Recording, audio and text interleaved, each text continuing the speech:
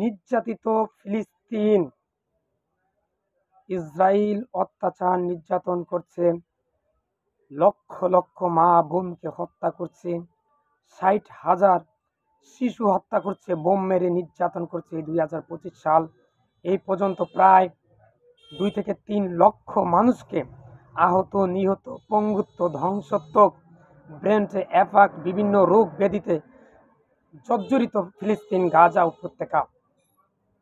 পানীয়, খাদ্য, জল সব কিছু বন্ধ করে দিয়েছে জানোয়ার, জাইনবাদী, দখলদার বাহিনী।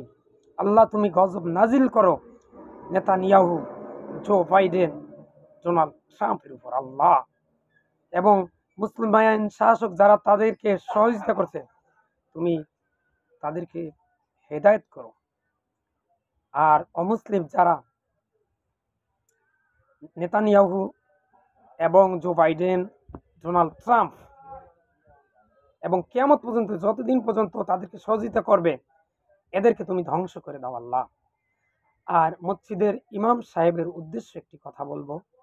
আমি আমার এলাকার ইমাম সাহেবকে বলছি আপনাকে উদ্দেশ্য করে যে আজকে এই জুমার দিন আপনি মসজিদে মুসল্লিদেরকে, আজকে আপনার মেইন দায়িত্ব হচ্ছে যে ইহুদি পণ্য, ইসরায়েলি পণ্য, পেপসি, কোকাকোলা, আদার্স যত পণ্য আছে, ইসরায়েলি কোনো পণ্য কোনো মুসলমান খাবেন না, কোনো মুসলমান কিনবেন না, কোনো দোকানদার বিক্রি করবেন না। আমার এই মসজিদের ভিতরে, আল্লাহর এই ঘরের ভিতরে, আমাদের এই মসজিদের ভিতরে যত মুসল্লি আছেন, এলাকায় যত মানুষ আছে, যত মুসলমান ভাই আছে, তাদের উদ্দেশ্যে ইমাম সাহেব আজকে ঘোষণা দিবেন যে কোনো ব্যক্তি ইসরায়েলি কোনো পণ্য বিক্রিও করতে পারবেন না, ক্রয় করতে পারবেন না। কোনো মুসলমান দোকানদার যদি ইসরায়েলি পণ্য বিক্রি করে, তাহলে তার দোকান থেকে কোনো সদাই, কোনো মালামাল কেউই কিনবেন না। এই ঘোষণাটি মসজিদের ইমাম সাহেবকে দেওয়ার জন্য অনুরোধ করছি। যদি আপনি চাকরি বাঁচানোর উদ্দেশ্য করে এই বক্তৃতা বা এই ঘোষণাপত্র না দেন, আল্লাহ কিয়ামতের দিন আপনাকে ইনশাল্লাহ পাকড়াও করতে পারেন, এটা আমি মনে করি।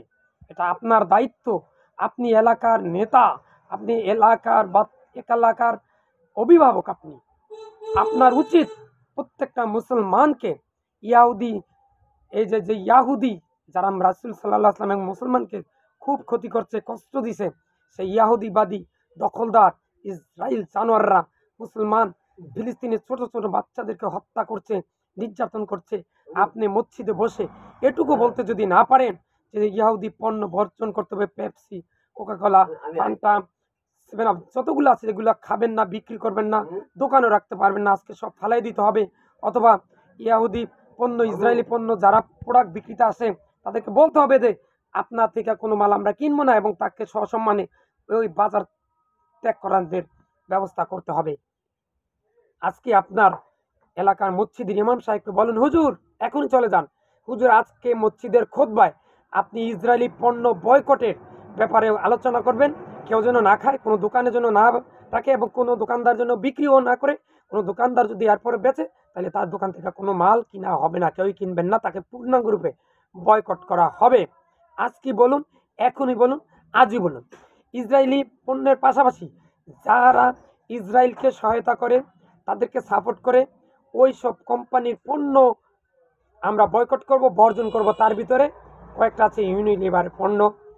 আপনারা জানেন কি কি পণ্য, এগুলা ফেসবুক, ইউটিউব, টুইটার থেকে জানিয়ে নেন। সেই সমস্ত পণ্য আমরা ক্রয় করবো না, বিক্রি করবো না। কোনো দোকান যদি বেঁকেছে, তার দোকান থেকে আমরা সেই পণ্য কিনবো না। 2025 সাল মার্চ মাস, মার্চ ফর গাজা 12ই এপ্রিলে অনুষ্ঠিত হতে যাচ্ছে। আমরা সবাই সেখানে উপস্থিত হবো, ঢাকা আমরা সবাই চলে যাব। সবাই বয়কট করুন। আল্লাহ আমি সহ প্রত্যেকটা মুসলমানকে ফিলিস্তিনের পাশে দাঁড়ানো তৌফিক দান করো। আমি সহ পৃথিবীর সকল মুসলিম উম্মাকে মৃত্যুর সময় লা ইলাহা ইল্লাল্লাহ পড়ে মৃত্যুবরণ করা তৌফিক দান করো।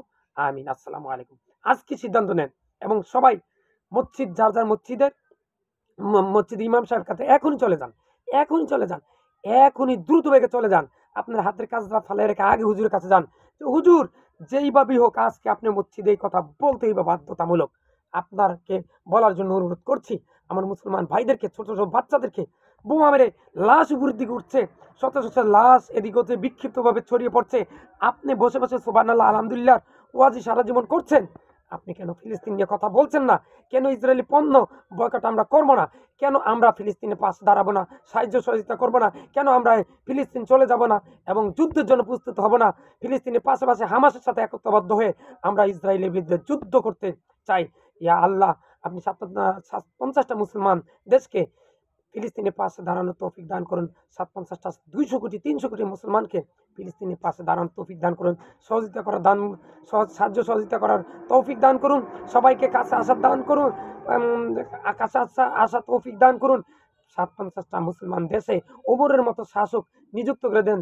50টা মুসলমান দেশকে আপনি পারমাণবিক অস্ত্রের দেশে মালিক বানিয়ে দেন, অস্ত্রের দেশের মালিক বানিয়ে দেন এবং ফিলিস্তিনি স্বাধীন রাষ্ট্র হিসাবে কায়েম করে দেন। ইয়া আল্লাহ। আসসালামু আলাইকুম। এখনই শেয়ার করেন, লাইক করেন সবার মাঝখানে। আসসালামু আলাইকুম।